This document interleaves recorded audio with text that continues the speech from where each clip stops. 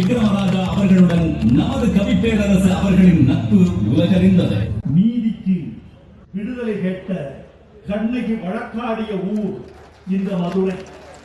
பாண்டியர் குதிரை குளம்படியும் தூள் பறக்கும் இளைஞர் சிலம்படியும் மதி தோண்டிய புலவர் சொல்லடியும் இளம் தோகை வாகம் நெல்லடியும் மயங்கி ஒலித்த மாமதுரை. இது மாலையில் மல்லிகை பூமதுரை.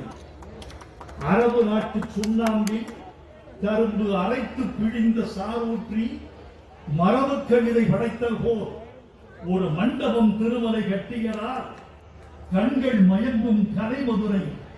இது கவிதை தமிழின் தலைமதுரை. மீசை வளர்த்த பாண்டியரும் பின் களப்பிரர் பல்லவர் சோழர்களும்